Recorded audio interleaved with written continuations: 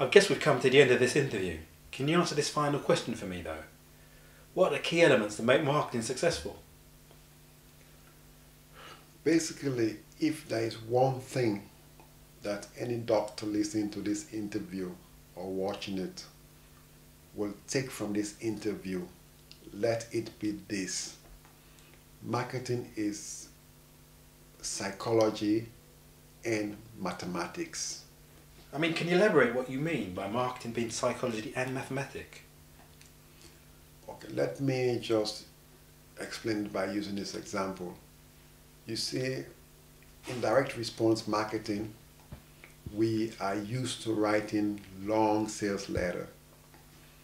And what you have most of the time is that people who do not know marketing always complain that, oh, you guys write long letters. People are so busy. No one is going to read this letter. You need to cut it short. But test upon test has shown by professional direct marketers that the more you sell, the more you tell, the more you sell. So basically, the longer the letter, the easier it is for you to convince your prospect. Now, for someone who doesn't know this one, he doesn't understand why you're writing this type of long letter. What we argue is if someone is sick and you send them a long sales letter for something pertaining to that sickness, it doesn't matter whether it's a 20-page sales letter, they will read it. While the same concept applies to emotions when it comes to emotions in marketing.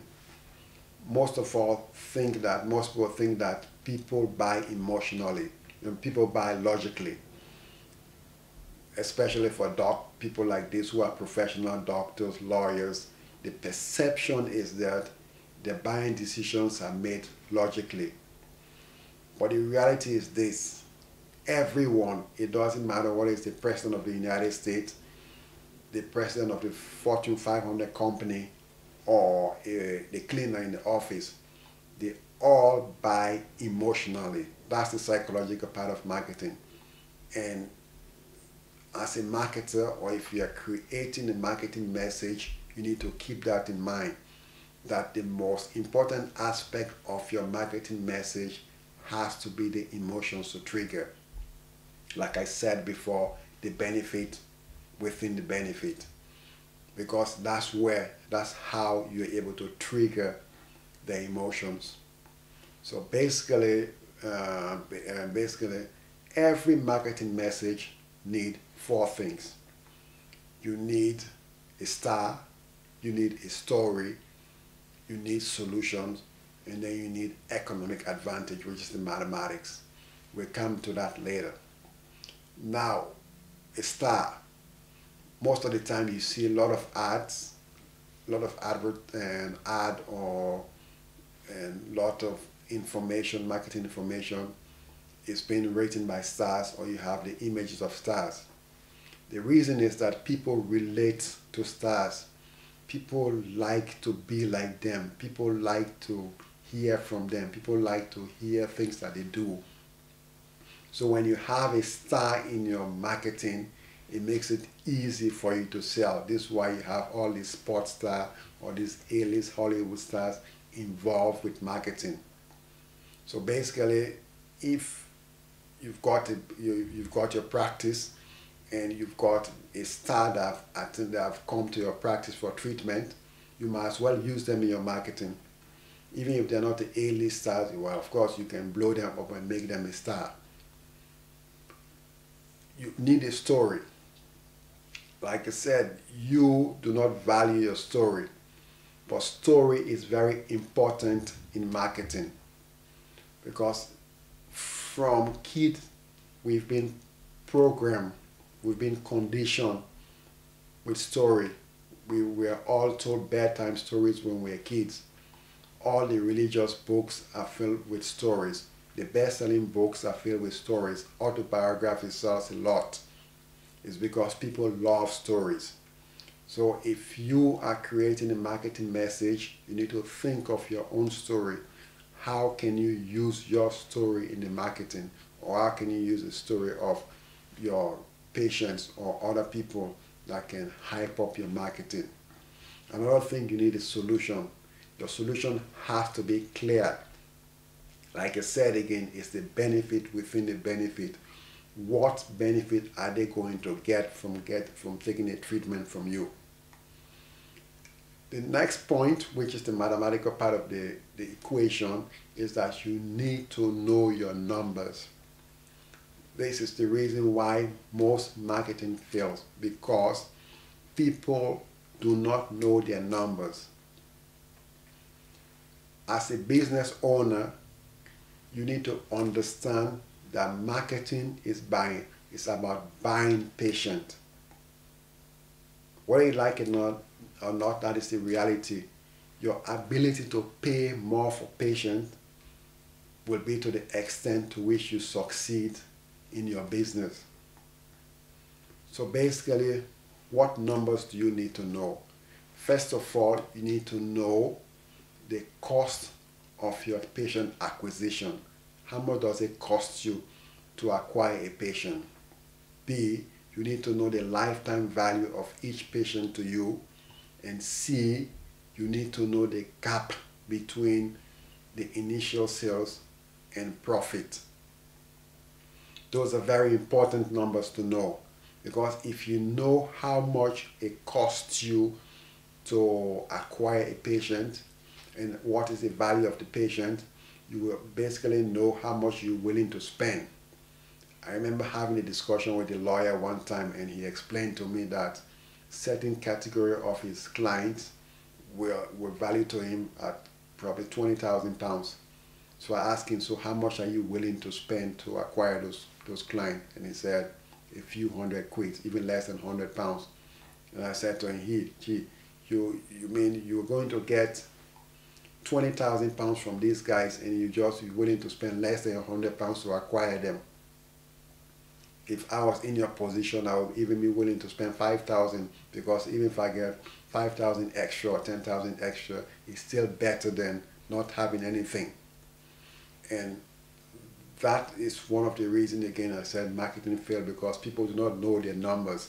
Because if you know exactly how much it will cost you to acquire a client and what is the value of the patient to you, you will understand how much you will be willing to spend, how much you will need to spend. And that, again, knowing the initial sales and the gap between the initial sales and profit.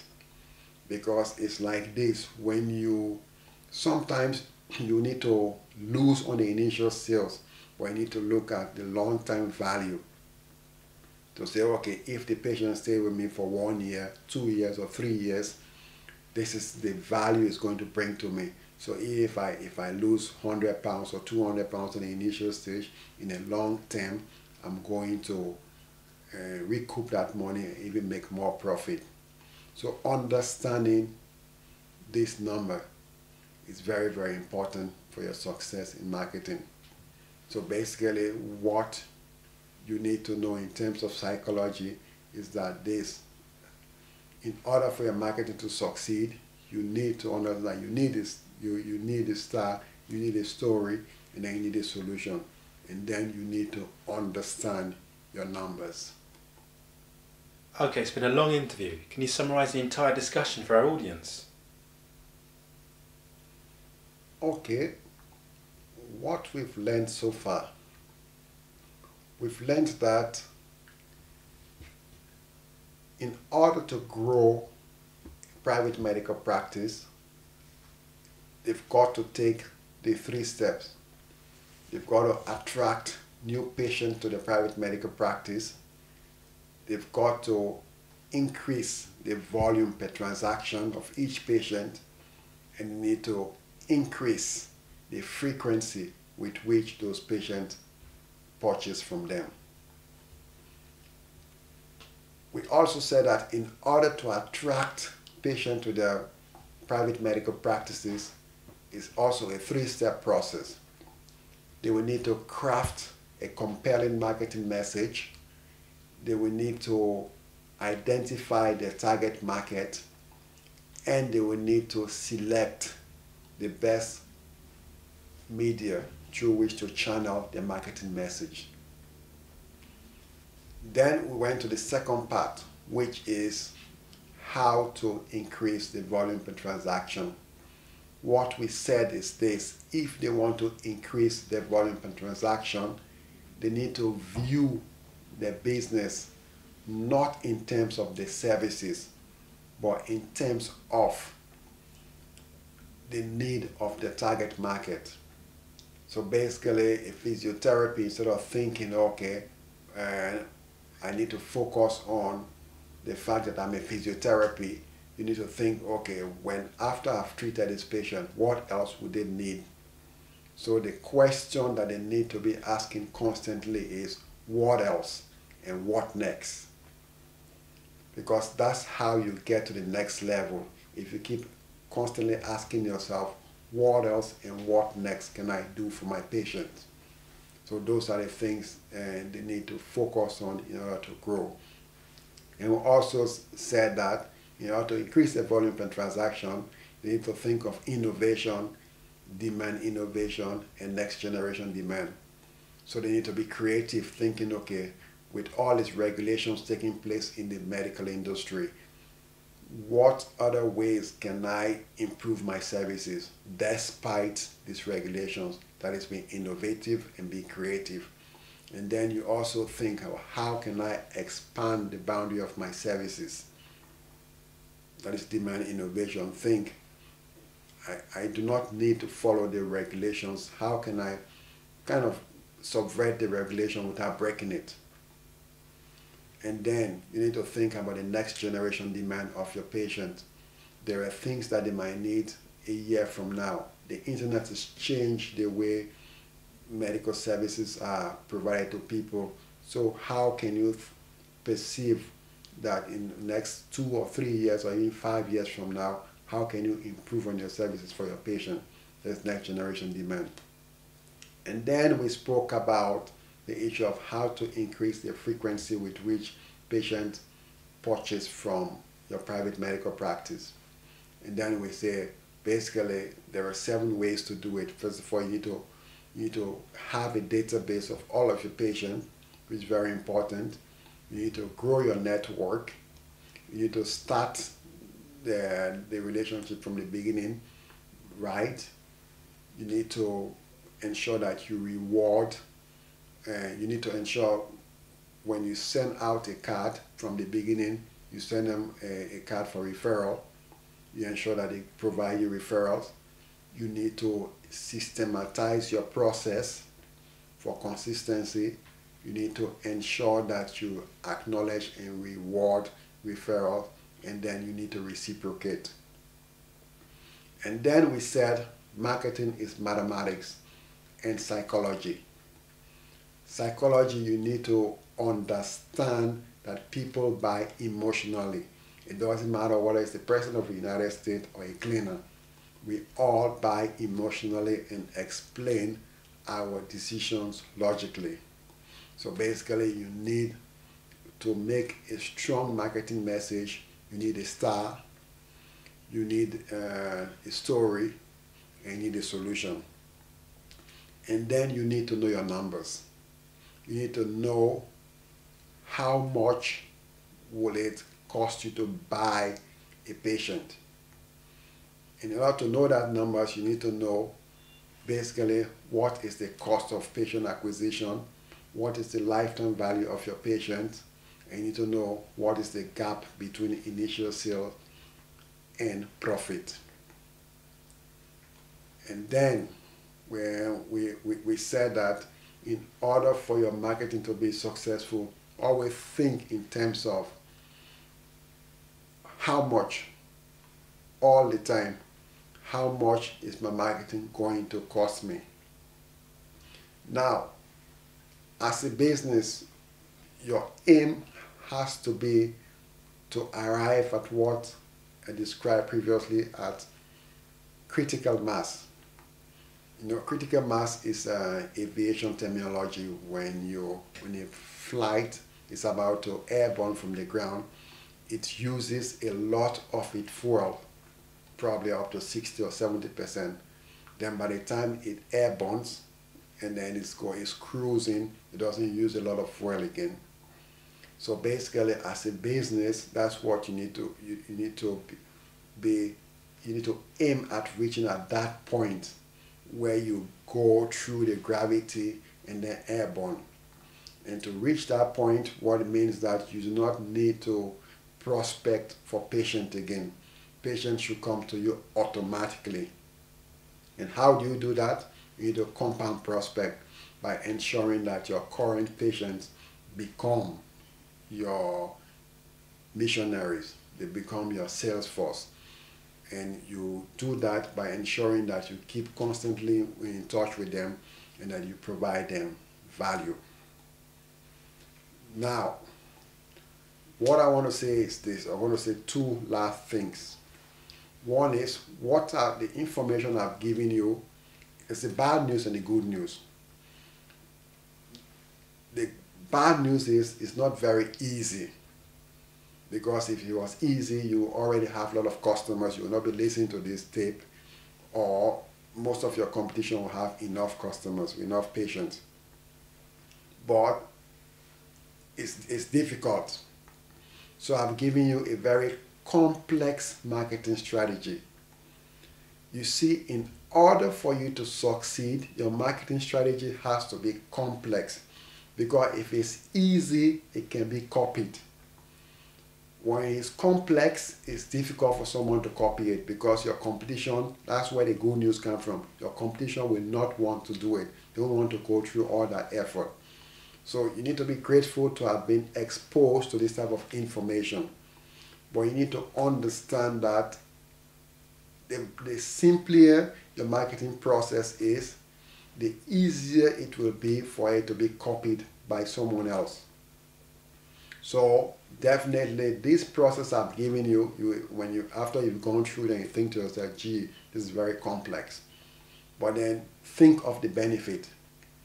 And then I do not expect you to do it yourself. You see, I don't do my marketing myself.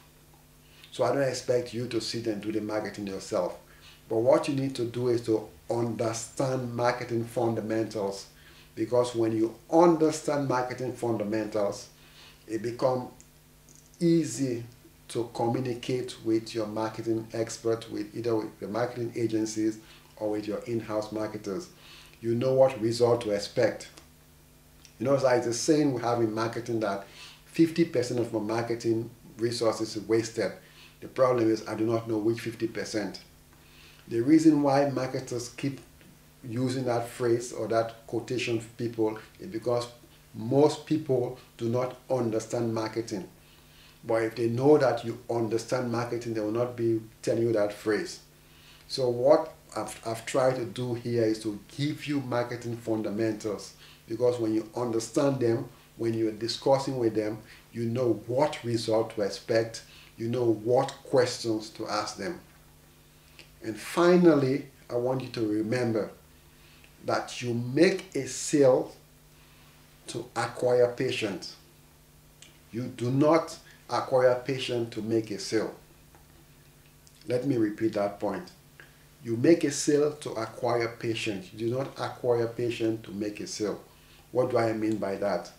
The conventional trend is that we want to acquire patients, so we put up a marketing campaign. But the reality, as I've said before, front-end sales, which is your initial sales, gives you money. But back-end sales, which is repeat sales, make you wealthy.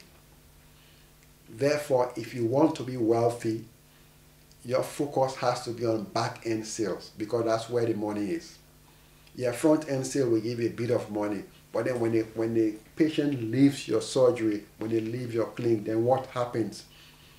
Now the doctor who follows the patient, who sends out letter, who does all the things I've spoken about after they leave the surgery, the doctor who sends out newsletters to the patient, they are the ones who become wealthy. So that is your choice. If you want to become wealthy, I've laid down the roadmap for you. I've laid down a blueprint that I hope you're going to follow. Thank you very much. Well, we hope this has been helpful to you. If you require more information about Romeo Richards, please visit www.theprofitexperts.co.uk or call 444 161 945 or 1754. On this site you can purchase more of Romeo's products, but you can also book private consultations with him, and you can hire him to organise and run a marketing campaign for you. Thanks for taking the time to listen to or watch this video again. If you need more information, please log on to www.theprofitexperts.co.uk or call 0800 876 6608, and for international 44 161 945 1754. Remember, no margin, no mission.